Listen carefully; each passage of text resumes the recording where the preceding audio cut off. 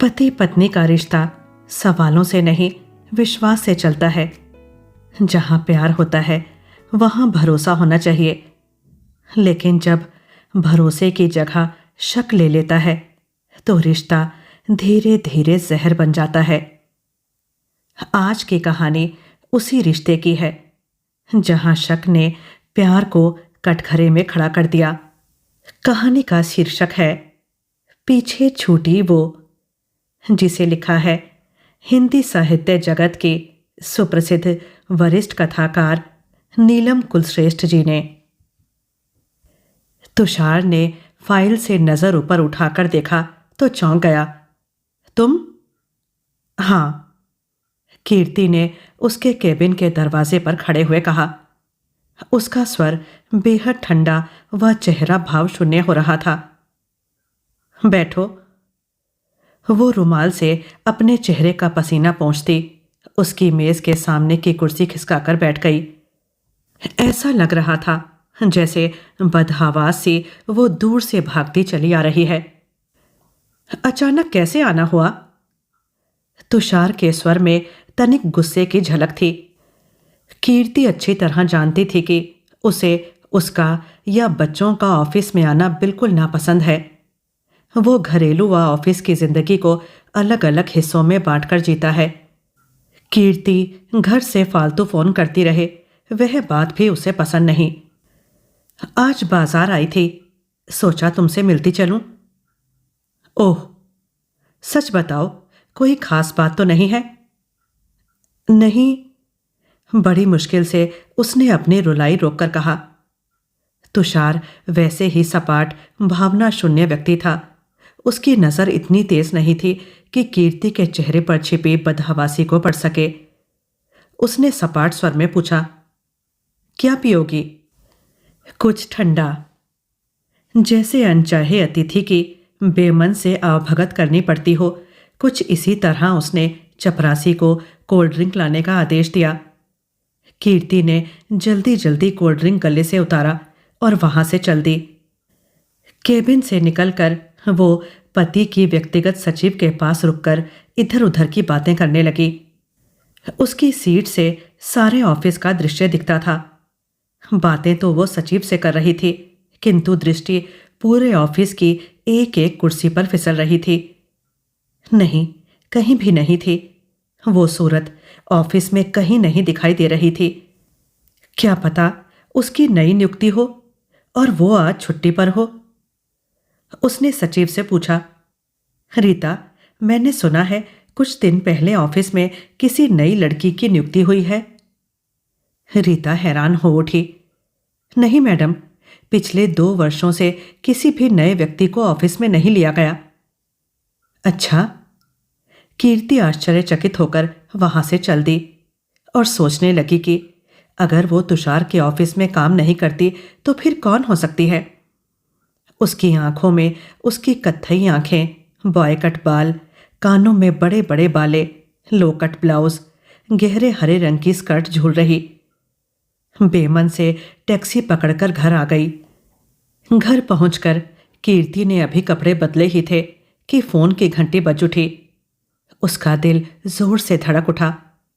एक मन हुआ कि घंटी बजने दे, लेकिन उसे मजबूरन रिसीवर तो उठाना ही था। हेलो। हाय, आप कैसी हैं? वही खनकदार जहरीली हंसी जिससे वो सन्न रह जाती थी। बहुत ज्यादा अच्छी हूं, कहकर उसने रिसीवर रखना चाहा। नहीं नहीं, फोन मत रखिए, 2-4 दिल की बातें तो कर लेने दीजिए। कहिए, तुषार से उसके ऑफिस में क्या बातें करके आई हो? क्या? वही कानों में पिघलते लावे जैसी उतर जाने वाली खनकती हंसी। अरे, आपको आश्चर्य हो रहा है? आपके ऑफिस जाने से तुषार का मुंह बिगड़ गया था। उसने फोन करके मुझे बोरियत दूर करने के लिए अपने ऑफिस में बुला लिया था। यदि आपने अपनी बकवास समाप्त कर ली हो तो मैं फोन रख दूं? मेरे सोने का समय हो रहा है। कोई भी बीवी जिसे पता हो कि उसका शौहर किसी दूसरी से उलझ गया है, कभी चैन से नहीं सो सकती। कीर्ति ने क्रोध से जलकर रिसीवर जोर से पटक दिया। सांस बेकाबू हो गई थी। माथे पर पसीने की बूंदें चुहचुहा उठी थी। बदहवास से वो पलंग पर गिर पड़ी। 6 महीने से वो तिल तिल कर जल रही थी। कभी सोचती कि तुषार से सीधे सीधे बात करे, कभी सोचती कि जो विश्वास की डोर उन दोनों के बीच बंधी है उस पर पर्दा पड़ा ही रहने दे। कभी सोचती इस चतुराई से उसके नाजायज संबंध का सबूत जुटाए कि उसे इस रिश्ते को नकारने का रास्ता ही दिखाई ना दे। कीर्ति सोचने लगी कि उसने क्या नहीं किया इस घर के लिए। उसके एक एक कोने को संभालने के लिए अपने को तिल तिल जलाया है। दोनों छोटे बच्चों को बड़ा करने में जी जान से जुटी रही है। तुषार की छोटी सी छोटी बात को पत्थर की लकीर समझा है। फिर भूल कहाँ हो गई है? कैसे उसका प्यार हाथों से फिसलता ही चला जा रहा है। वैसे ही वो व्यक्तित्व का रूखा सूखा व्यक्ति है। इधर 1 वर्ष से तो और भी खामोश होता चला जा रहा है। सुबह चाय व खाने की मेज पर ऐसे आता है जैसे कुछ खाकर अपनी ड्यूटी निभा रहा है या कीर्ति पर एहसान कर रहा है। खाना अच्छा है तो तारीफ नहीं, बुरा है तो कोई शिकायत नहीं। कभी कीर्ति घर को नए अंदाज में सजाती तो तुषार का ध्यान ही ना जाता। उसकी साड़ी के लाल पीले हरे रंग उसके जड़ मन में कोई सतरंगी हलचल ना मचा पाते। फिर पता नहीं उसकी जड़ता कहाँ टूट रही है। कौन उसे अपने रंगों में समेट ले रहा है। अपनी नीरसता को कीर्ति कभी खरीदारी कभी किसी पार्टी में डुबोती रहती। लौटकर वही किस्से चुलबुलेपन से उसे सुनाती रहती। लेकिन तुषार उसकी शोखी से चिढ़ जाता। इतनी बड़ी हो गई हो, अब तो गंभीर हो जाओ। वो उसे और भी चिढ़ाती। इतनी बड़ी कहाँ हो गई हूं, अभी तो मैं जवान हूं, अभी तो मैं। तुम्हारा बचपना पता नहीं कब जाएगा। 6 महीने पहले जैसे इस बचपने में व्यस्तता छा गई थी। एक दिन किसी औरत का फोन आया। हेलो, आप कौन बोल रही हैं?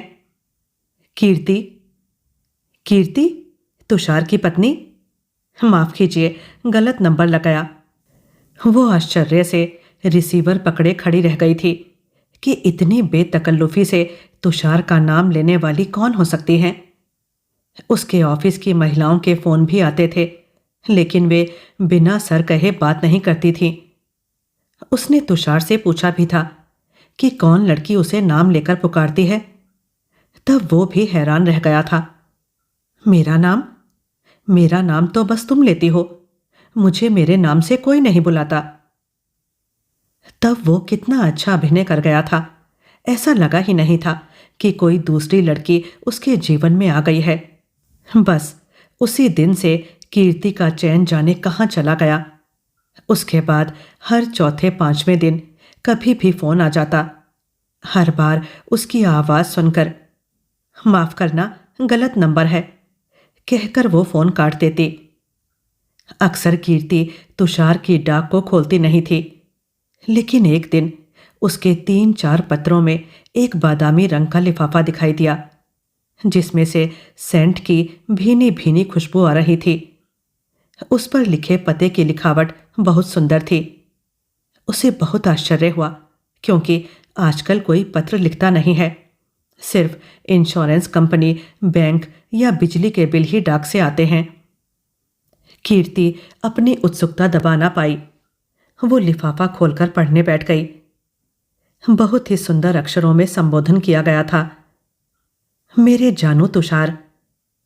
कीर्ति को लगा उसके अंदर किसी ने करंट की एक लहर छोड़ दी है। उसकी आंखें डबडबा आईं। मन इतना बेहल हो उठा कि आगे पत्र पढ़ने की हिम्मत नहीं हो रही थी। फिर भी उसने हिम्मत करके आंसू पोंछे और आगे पढ़ना आरंभ किया।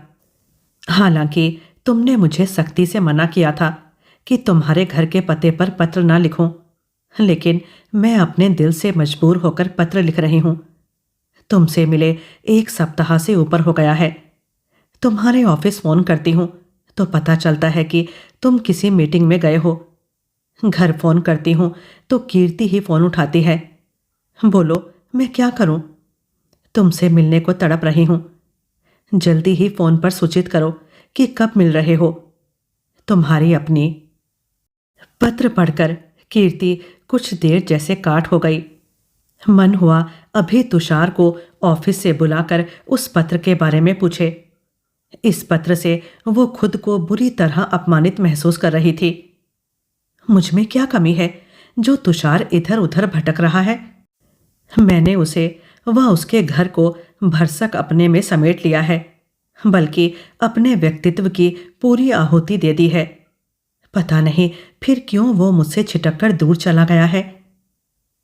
शाम को तुषार ने ऑफिस से लौटकर ब्रीफकेस कीर्ति के हाथ में दिया। वह पूछा, क्या मेरे नाम पत्र आए हैं? हाँ, ये रहे। उसने जानबूझकर वह बादामी रंग का लिफाफा ना दिया। इनके अलावा भी कोई पत्र है? नहीं। क्या किसी खास पत्र का इंतजार था? हाँ, बेहद खास। वो परेशान होकर बोला। किस खास पत्र का? अब तुम ऑफिस के मामले क्या समझोगी? वो मुंह फेर कर कपड़े बदलने चला गया। कीर्ति सोचने लगी कि किस खूबी से तुषार ने बात टाल दी है। जरूर उस लड़की ने ऑफिस में फोन करके बता दिया होगा कि उसने घर के पते पर पत्र डाला है।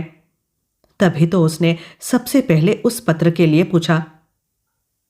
वो अपनी रुलाई दबाती हुई रसोई में चाय बनाने लगी। वो समझ नहीं पा रही थी कि उसे खरी खोटी सुनाए या चुपचाप सुराग लगाती रहे कि उस तीखी आवाज की मालकिन कौन है। उस पत्र के बाद कीर्ति अधिक तनावग्रस्त रहने लगी। हर समय असुरक्षा की भावना से घिरी रहती। कभी कभी सोते सोते अचानक उठकर हाँफने लगती।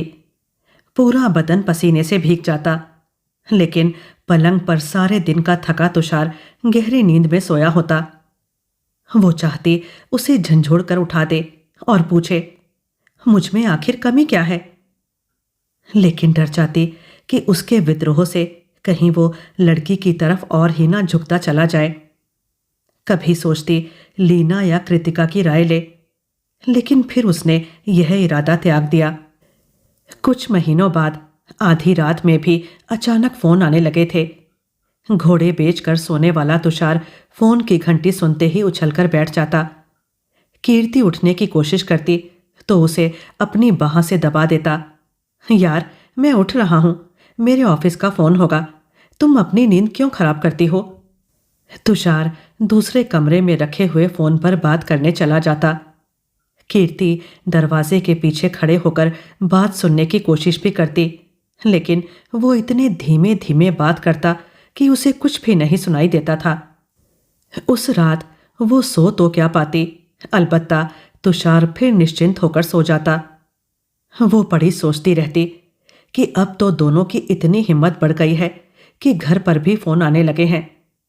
अगर उसके माता पिता व भैया अमेरिका में ना होते तो उन्हें बुलाकर अपनी जिंदगी का ही फैसला कर लेती। एक दिन तो हद हो गई। कीर्ति ने घंटी बजने पर दरवाजा खोला। सामने एक आधुनिक लड़की खड़ी थी। फूलों वाला लो कट ब्लाउज, गहरे हरे रंग की स्कर्ट, कानों में बड़े बड़े गोल गोल बाले पहने मुस्कुराकर कह रही थी, हाय कीर्ति। जी, मैंने आपको पहचाना नहीं। वो तीखी खनखनाती आवाज में हंस पड़ी। अब भी नहीं पहचाना? दरअसल तुषार कल मेरे फ्लैट में अपना कीमती पेन भूल गया था। मैंने सोचा यहां से गुजर रही हूं तो देती चलूं। कीर्ति समूची की समूची जल उठी। आप हैं कौन? बाकी अगली मुलाकात में, अभी मैं बहुत जल्दी में हूं। तुषार को यह मेरे प्यार सहित लौटा दीजिएगा। उसने अपने होंठों से पेन को चूमा और उसे थमाकर खटखट करती चल दी। कीर्ति प्रस्तर प्रतिमा सी दरवाजा पकड़े ही खड़ी रह गई। वो गेट खोलकर एक बार फिर मुड़ी। वह धृष्टता से मुस्कुराई। बाय, फिर मिलेंगे। कीर्ति का चेहरा तमतमा उठा। दरवाजा बंद करके वो जैसे तैसे अपने कमरे में पहुंची और सोचने लगी, इस छोकरी की इतनी हिम्मत कि घर तक चली आई। कल सचमुच तुषार रात को 1 बजे घर आया था। कीर्ति अनेक दिन तक बेचैन रही, छटपटाती रही। क्या करे, कैसे पता लगाए कि वो लड़की कौन है जिससे तुषार मिलता है। तुषार के दोस्तों से पूछना ठीक नहीं है, उनकी पत्नियों की आंखें उसे बाद में चुभेंगी। फिर अचानक उसे सूझा कि उसकी पीए रीता को तो जरूर पता होगा कि वो कब ऑफिस से अचानक निकल जाता है, किससे मिलता जुलता है। उसने रीता का फोन नंबर डायल किया। उधर से आवाज आई, हेलो रीता, मैं कीर्ति बोल रही हूं। उसकी आवाज अलर्ट हो गई। जी मैडम, नमस्कार, कहिए कैसे याद किया। मुझे तुमसे बहुत ही जरूरी काम है। मुझसे? हाँ। तो क्या मैं आपके घर आ जाऊं? नहीं नहीं, मेरा घर दूर है। ऐसा करते हैं कि कल ऑफिस के समय से आधा घंटे पहले घर से निकल आना। हम लोग ऑफिस के पास वाले ला ओपेला रेस्टोरेंट में मिल लेंगे। सुबह के समय जल्दी आना मुश्किल है, but I will manage. Restaurant में कॉफी पीते हुए कीर्ति ने कहा, रीता, एक स्त्री ही स्त्री की पीड़ा को अच्छी तरह समझ सकती है। आप बताइए, मैं आपकी क्या सहायता कर सकती हूं? कभी कभी किसी लड़की का तुषार के पास फोन आता रहता है जिसकी आवाज तीखी व खनकदार है। मेरा मतलब व्यक्तिगत फोन से है। उनका हर फोन पहले मेरे पास ही आता है। दूसरी कंपनियों के अधिकारी महिलाओं के फोन भी आते रहते हैं, लेकिन सर उनसे नपी तुली बात ही करते हैं। मैंने किसी ऐसी लड़की का फोन नहीं सुना जिससे वो कभी हल्के मूड में बात करते हों। अच्छी तरह सोचो, शायद किसी लड़की से वो फिल्म देखने या बाहर घूमने का वादा करते हों। यदि किसी से ऐसा वादा करते हों तो मुझे उसका फोन नंबर चाहिए। मैडम, बुरा मत मानिए, एक बात पूछूं? पूछो। आपकी शादी को कितने वर्ष हो गए हैं? 8। आप 8 वर्षों में भी अपने पति को पहचान नहीं पाई। उन जैसा नेक व शरीफ इंसान मैंने पहली बार जिंदगी में देखा है। मैंने 2-3 कंपनियों में नौकरी की है। उन नौकरियों को इसीलिए छोड़ आई कि सभी भूखे भेड़ियों की तरह मुझसे व्यवहार करना चाहते थे। नहीं, यह बात नहीं है। वे अच्छे हैं, लेकिन पुरुष का दिल कब चलायमान हो जाए तुम समझ नहीं सकती। अभी छोटी हो। वैसे यह बात अपने तक सीमित रखना। फिर कभी तुम्हें सुराग लगे तो मुझे घर पर खबर कर देना। आप बिना बात ही पति पर शक कर खुद को परेशान कर रही हैं। नहीं, कुछ तो बात है। अच्छा, तुमने कभी इस तरह की लड़की को उनके पास आते जाते देखा है? या वो कल ही उनके ऑफिस आई हो मेरे जाने के बाद? उसने उस लड़की का रेखा चित्र अपने पर्स में से निकालकर दिखाया जिसे कल देखा था। किसी का भी रेखा चित्र बनाना उसके बाएं हाथ का खेल था। उस लड़की का रेखा चित्र रीता एकटक देखती रही, फिर बोली, ये हमारे ऑफिस में कभी नहीं आई। अगर आई होती तो इतनी सुंदर लड़की को भूल पाना मुश्किल था। उसकी बात से कीर्ति जल भुन गई। वो कागज अपने पर्स में रखी रही थी कि रीता ने जल्दी से उसके हाथ से वह कागज दोबारा ले लिया। एकटक उसको घूरते हुए बोली, मैं शर्तिया कह सकती हूं कि ये हमारे ऑफिस में नहीं आई, लेकिन इसकी झलक कहीं भीड़ भाड़ में देखी है। कहाँ रीता, जल्दी से याद करो। कीर्ति उसका हाथ पकड़कर उत्तेजित हो उठी। यही तो याद नहीं आ रहा। खैर, जब भी याद आएगा आपको सूचित करूंगी। कीर्ति ने पूछा, आज ये कहीं शाम को बाहर जा रहे हैं? सुबह अपनी दिनचर्या नोट कराते समय साहब ने कहा था कि 4 बजे उन्हें याद दिला दूं कि उन्हें बाहर जाना है। कीर्ति घर लौटते हुए सोचने लगी, जरूर रीता उससे कुछ छिपा रही है। उसने इस लड़की को तुषार के साथ ही घूमते हुए देखा होगा। कीर्ति 3:30 बजे ही घर से निकल पड़ी। ऑफिस के बाहर टैक्सी में बैठे हुए संक्षेप में ड्राइवर को समझाया कि वो किसी व्यक्ति का इंतजार कर रही है, उसका पीछा भी करना है। ड्राइवर उसे एकटक घूरता रह गया। क्या आप प्राइवेट जासूस हो? हाँ, बस ऐसा ही समझ लीजिए, कहकर उसने सिर ढककर काला चश्मा पहन लिया। ठीक 4 बजे तुषार ऑफिस से बाहर निकला और अपनी कार में बैठ गया। ड्राइवर ने बड़ी होशियारी से अपनी टैक्सी पीछे लगा दी। धीरे धीरे मुख्य बाजार पीछे छूट गया। अब कार शहर से बाहर चली जा रही थी। सुनसान रास्ते में अकेले टैक्सी में जाते हुए कीर्ति को भय भी लग रहा था। ड्राइवर अच्छा खासा लंबा चौड़ा दादा टाइप लग रहा था। कीर्ति को यह सोचकर सांत्वना हुई कि आगे की कार में तुषार है। यदि कोई गड़बड़ करेगा तो उससे सहायता मांग सकती है। फिर यह सोचकर अपने आप पर मुस्कुरा उठी कि जासूसी भी वो उसकी ही कर रही है और उसी से सहायता मांगने का अधिकार भी जताएगी। तुषार की कार एक नई बन रही फैक्ट्री के गेट पर रुक गई। दरबार ने उसे देखते ही सलाम ठोका। कीर्ति ने ड्राइवर से कहा, आप टैक्सी को उन पेड़ों के पीछे छिपा लो, मैं अभी आती हूं। बहन जी, आप अपना ख्याल रखना, कोई बात हो तो मुझे आवाज दे देना। ड्राइवर ने उसे हिम्मत दी। मैं अपना ख्याल रखूंगी। यदि आप आधे घंटे में बाहर ना आई तो मैं अंदर घुस पड़ूंगा। ड्राइवर कुछ अधिक ही जोश में था। दरवाजे पर ही चपरासी ने उसे रोक लिया। बिना आज्ञा आप अंदर नहीं जा सकती। कीर्ति मन ही मन कसमसाई। तो इश्क पर पहरेदारी भी बैठा रखी है।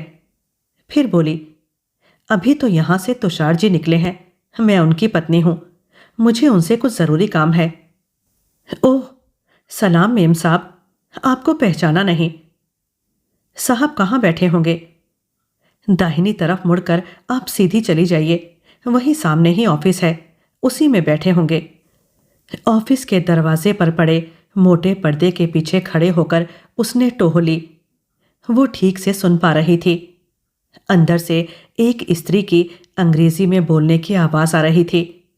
तुषार भी उससे अंग्रेजी में ही बात कर रहा था। कीर्ति ने कुछ देर तक हिम्मत जुटाई, फिर एक ही झटके से पर्दा हटा दिया। वो यह देखकर सन्न रह गई कि अंदर 3 जापानी पुरुष और एक जापानी महिला बैठी है। वही महिला तुषार से कह रही थी। तुषार की नजर कीर्ति पर पड़ी तो वो चौंका और हड़बड़ाकर खड़ा हो गया। कीर्ति, तुम? सब खैरियत तो है? कीर्ति सटपटाई सी खड़ी थी। अपनी बेवकूफी से वो अजीब स्थिति में फंस चुकी थी। बड़ी मुश्किल से उसके मुंह से निकला, सब खैरियत है। तुषार ने सबसे उसका परिचय कराया। ये मेरी पत्नी है, बहुत अट्रैक्टिव है। जापानी महिला ने उसे प्यार से देखते हुए कहा। ये अट्रैक्टिव ही नहीं, इंटेलिजेंट एंड गुड हाउसवाइफ भी है। तुषार ने एक प्यार भरी नजर उस पर डाली। शायद यही वह दृष्टि थी जिसके लिए कीर्ति हमेशा तरसती रही थी। तुषार ने उसके पास आकर धीमे से पूछा, तुम यहां पहुंची कैसे? वह मैं बाद में बताऊंगी, तुम जल्दी घर चल सकोगे? बस 15-20 मिनट में काम खत्म करते ही चलता हूं। कीर्ति उन सब के साथ चाय पीती जा रही थी, लेकिन उनकी बातें उसकी समझ के बाहर थी। उन लोगों से विदा लेकर तुषार और कीर्ति बाहर निकल आए। दरवाजे से थोड़ी दूर पर टैक्सी ड्राइवर चिंता में घूम रहा था। दोनों को साथ देखकर वो हैरान रह गया। कीर्ति ने उसे आने जाने का भाड़ा दिया व कहा, चिंता मत करो, मैं इनके साथ चली जाऊंगी, ये मेरे पति हैं। तो आप अपने पति की ही जासूसी कर रही थी क्या? तुषार व कीर्ति के मुंह से एक साथ निकला। तुषार ने कार को मोड़ते हुए पूछा, तुम्हें इस फैक्ट्री का पता किसने दिया? तुम्हारे ऑफिस से मिल गया था। मैं तो तुम्हें अचानक चौंकाना चाहता था। हमारी कंपनी इस जापानी कंपनी के सहयोग से टीवी सेट के बिल्कुल आधुनिक पुर्जे तैयार कर रही है। हम लोगों ने दिन रात मेहनत करके ये पुर्जे बनाए हैं। इनके बाजार में आते ही हंगामा हो जाएगा और कंपनी मुझे मुख्यालय में मैनेजिंग डायरेक्टर बनाकर भेज देगी। सच? कीर्ति खुशी से छलछला उठी। तुमने अभी तक बताया क्यों नहीं? मैं तुम्हें चकित करना चाहता था, लेकिन तुम बीच में ही आ टपकी। तो रात में जो फोन आते थे वे फैक्ट्री से ही आते थे? हाँ, पिछले दिनों मुझ पर काम का नशा इस कदर छा गया था कि फोन आते ही नींद फौरन खुल जाती थी। लेकिन वो वाकई तुषार की इस नई उपलब्धि में खो गई थी। लेकिन अचानक जैसे वो झूमती स्कर्ट उसकी खुशियों को काला कर गई। तुम कुछ कह रही थी? हाँ, अभी हम घर नहीं जाएंगे, कहीं बैठकर मैं तुमसे बातें करना चाहती हूं। बच्चे घर पर अकेले होंगे। उषा को रुकने को बोल दिया है। कहते हुए वो रो पड़ी। तुम मुझे आज पहेली सी लग रही हो, रो क्यों रही हो? वो उसकी बगल में बैठी सिसकती रही। एक अच्छा सा रेस्तरां देखकर तुषार ने कार रोक दी। तुषार उसे बेचैन नजरों से देखे जा रहा था। बोलो ना, क्या कहना चाहती हो? बताती हूं। उसने अपने पर्स में से तुषार का पेन निकालकर उसकी आंखों के सामने कर दिया। तुषार सहज भाव से बोला, यह तुम्हें कहाँ मिला? यह घर पर कैसे आया? मैं सोच रहा था ऑफिस में किसी ने मार लिया है। अच्छी तरह सोचिए, कहीं किसी के घर तो नहीं छोड़ आए? सवाल ही नहीं उठता। तुमने यह शादी की सालगिरह पर मुझे भेंट किया था। इसे हमेशा से अपने ऑफिस की मेज पर रखता हूं। क्या? वो जल भुन गई। वैसे ये तुम्हारी कोई क्लोज फ्रेंड मित्र मुझे घर पर दे गई थी। तुम यह पेन उसके घर पर भूल आए थे। तुषार खिलखिलाकर हंस पड़ा। हमारी ऐसी किस्मत कहाँ कि कोई प्यारी सी क्लोज फ्रेंड हो। टेक्नोलॉजी काम में दम मारने की फुर्सत नहीं मिलती तो क्लोज फ्रेंड के नखरे कहाँ से उठाएंगे? कितना ढीठ है तुषार, कीर्ति ने मन ही मन सोचा। अब वो इसके चेहरे से नकाब खींचकर ही रहेगी। उसने नाटकीय ढंग से पर्स में से निकालते हुए कहा, तुम्हारा यह लव लेटर इत्तेफाक से मेरे हाथ लग गया था। अब वो चौंका। मेरा लव लेटर? वो खिलखिलाकर हंस पड़ा। बड़े अच्छे नसीब हैं जो हमें किसी ने लव लेटर लिखा। जरा पढ़ें तो। वो लिफाफे में से लव लेटर निकालकर एक सांस में पढ़ गया। फिर बोला, धत, भेजने वाली ने अपना नाम व पता तक नहीं लिखा, नहीं तो उसके घर जाकर उसे गले से लगा लेता। तुम मेरी बात को गंभीरता से लो। मैं 2 नावों पर सवार होने वाले व्यक्ति से संबंध नहीं रख सकती। मैं अपने बच्चों को लेकर अमेरिका चली जाऊंगी। 2 दिन पहले तुम्हारे मित्र आकर मुझे पेन दे गई थी। तुम उसके फ्लैट पर रात में भूल आए थे। कीर्ति, तुम क्या कह रही हो? मेरी समझ में कुछ नहीं आ रहा। किस दिन किसके घर गया था? बुधवार को। बुधवार की रात को मैं 12:30 बजे तक फैक्ट्री में था। चाहो तो तुम अभी वहां फोन करके मैनेजर से मेरी बात कंफर्म कर सकती हो। तुषार, तुमने यह काम बहुत नियोजित ढंग से किया है। अपनी स्टेनो, फैक्ट्री के मैनेजर सबको पटाकर रखा है। मैं 1 महीने में ही चली जाऊंगी, तब खूब ऐश करना। तुम क्या बकवास कर रही हो? सहने की भी हद होती है। सीधे सीधे क्यों नहीं बताती कि बात क्या है? कीर्ति ने सिसकियों के बीच सारी बातें बताई कि किस तरह एक लड़की के फोन आने शुरू हुए और किस तरह वो तिल तिल कर 6 महीने जलती रही है। तुषार अपने हाथ में उसका हाथ लेकर बोला, कीर्ति, सच मानो मेरी जिंदगी में तुम्हारे अलावा कोई नहीं है। तुम्हें कोई लड़की गुमराह कर रही है। यदि तुमने उसके 2-3 फोन आने के बाद बता दिया होता तो स्थिति सुलझ जाती। हम लोग टेलीफोन एक्सचेंज से उसका पता कर सकते थे। खैर, चिंता ना करो। हमारे बीच जिसने जहर घोलने की कोशिश की है, ऐसी लड़की को मैं ढूंढ कर ही रहूंगा।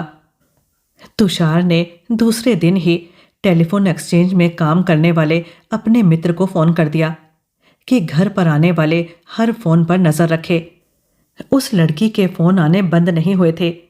वो हमेशा की तरह फोन करके अब माफ करना, गलत नंबर है की जगह अपनी व तुषार की मुलाकातों के झूठे किस्से सुनाया करती थी। तुषार के मित्र ने उसे खबर दी कि वो लड़की अलग अलग टेलीफोन बूथों से फोन करती है। कीर्ति अब उसके फोन पर ध्यान ना देती थी। तुषार ने उसे सिखा दिया था कि फोन पर वो यही दिखाए कि वो जल रही है। कीर्ति के लिए सबसे बड़ी सांत्वना यही थी कि तुषार अब भी उसका अपना है, बिल्कुल अपना। अचानक एक दिन रीता का फोन मिला। Madam, hello. हेलो, कहो रीता, कैसी हो? जी ठीक हूं, एक खुशखबरी दे रही हूं, उस लड़की का पता लग गया है। क्या? रिसीवर उसके हाथ से छूटते छूटते बचा। हाँ, वो हमारे दफ्तर के सामने वाली बहुमंजिली इमारत में काम करती है। तुम्हें पता कैसे लगा? दरअसल एक दिन मैंने उसे सड़क पर देखा था, बस चुपचाप उसका पीछा करने लगी, तब पता चला। धन्यवाद रीता, एक बात का और धन्यवाद देना चाह रही थी। तुमने तुषार के बारे में ठीक कहा था, उसका उस लड़की से कोई संबंध नहीं है। वो ही पता नहीं क्यों हमारे पीछे लगी हुई है। चलिए, आपकी चिंता खत्म हुई। सर वाकई बहुत अच्छे इंसान हैं। अब समझ में आया कि जिस पुरुष की व्यक्तिगत सचिव तारीफ करे वो वाकई स्त्रियों के लिए शरीफ व्यक्ति होगा। तुम तुषार को उसके ऑफिस का पता बता दो, मैं भी उसे फोन पर यह खुशखबरी देती हूं।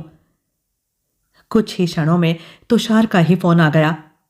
हेलो कीर्ति, कुछ जल्दबाजी मत करना, मैं ही कुछ रास्ता सोचता हूं। शाम के 5 बजते ही वो तुषार का बेचैनी से इंतजार करने लगी। शाम के 6 बजे, 7 बजे उसने ऑफिस भी फोन करके देखा, पर वहां कोई रिसीवर नहीं उठा रहा था। 8:30 बजे तुषार थका शरीर व क्लांत चेहरा लिए लौटा। उसने कमरे में आकर कमीज के ऊपर के 2 बटन खोले। पंखा पूरी गति से चलाकर सोफे पर ढेर हो गया। कीर्ति का मन सहम उठा। उसने तुषार के केशों में उंगलियां फिराते हुए पूछा, क्या बात हो गई? क्या बताऊं? वो अपने दोनों हाथों की उंगलियां आपस में फंसाकर बोला, उस लड़की का पता लगा? हाँ। कौन है वो? जया चंद्रा, जिसके बारे में मैंने तुम्हें एक बार बताया था। कौन? फिरोजपुर वाली चंद्रा, जिससे कभी तुम्हारे मीठे मीठे संबंध थे? हाँ, मैंने रीता के बताए अनुसार सामने वाले दफ्तर के मैनेजर को उस लड़की का हुलिया बताकर उसका नाम पता पूछा तो नाम सुनकर चौंक गया। वो जया चंद्रा है। जया के बारे में उसने शादी के कुछ महीनों बाद ही कीर्ति को बता दिया था। वो तुषार के पड़ोस में रहती थी। माता पिता व्यस्त रहते थे, अपने व्यवसाय में मगन। बस उसके 2 ही सहारे थे, एक बड़ी बहन और दूसरा तुषार, जो उसके पड़ोस में रहता था। दोनों भाइयों ने भी अपने माँ बाप की व्यस्तता के कारण बाहर ही दुनिया बना ली थी। जया की कोई निजी समस्या होती तो दीदी हल करती, विज्ञान या गणित की समस्या होती तो तुषार हल करता। हर कदम पर वो दोस्त संरक्षक बनकर उसे सहारा देता रहता था। कुछ दिनों में जया की दीदी की शादी हो गई और वो लंदन चली गई। अब उसका इकलौता सहारा भी छिन गया था। इधर तुषार के परिवार को वह शहर छोड़कर जाना पड़ा। 2 वर्ष बाद वो फिरोजपुर लौटा था, लेकिन उसे जया का पता नहीं चला। उसके परिवार वाले भी वह शहर छोड़ चुके थे। इतनी सी कहानी कीर्ति को पता थी। इंजीनियरिंग की पढ़ाई व व्यस्तता में तुषार के दिल का सुकोमल कोना कब दब गया वो कह भी ना पाया। जिंदगी की तेज रफ्तार उसे बहाए चली जा रही थी। जया भावनात्मक रूप से एक मूर्ख लड़की निकली। तुषार ने ऐसे कहा जैसे वो करहा रहा हो। हुआ क्या? यह सच है कि मेरी उससे दोस्ती थी, मैं उसके प्रति आकर्षित भी था, लेकिन उसके दिल में कहीं गहरे मेरा नाम इस तरह लिखा जा चुका था वह मैं जान नहीं पाया था। उसकी दीदी ने कुछ समय बाद माँ पापा को भी व्यवसाय के सिलसिले में लंदन बुला लिया, लेकिन पगली जया अपने माँ बाप के आग्रह पर भी लंदन इसलिए नहीं गई कि वो यहीं कहीं मुझे खोज निकालेगी। अपने भाई के पास भारत ही रह गई। उसका डॉक्टर बनने का सपना था, लेकिन मुझसे बिछड़ने के बाद वो कभी गंभीरता से पढ़ ना सकी। विज्ञान छोड़कर उसने जैसे तैसे बीए की परीक्षा उत्तीर्ण की। लेकिन तुम तो उसे फिरोजपुर ढूंढने भी गए थे। हाँ, तब वो हमारे एक पड़ोसी को अपना पता भी दे गई थी, लेकिन इत्तेफाक से वह डायरी जिसमें उसका पता लिखा था पड़ोसी के बच्चे ने फाड़ दी। फिर मैं व्यस्त होता गया। फिर हम लोग भी शादी के कुछ साल बाद स्थानांतरित होकर इस शहर में आ गए।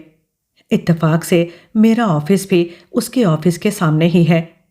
बाजार में भी उसने मुझे तुम्हारे साथ देखा होगा। मेरे सुखी जीवन ने उसके तन बदन में आग लगा दी। अपने डॉक्टर ना बन पाने और शादी ना कर पाने का जिम्मेदार मुझे ही समझती है। उसे एक अंधी उम्मीद थी कि मैं भी मजनू बना बिना शादी किए उसे ही खोजता फिर रहा होऊंगा।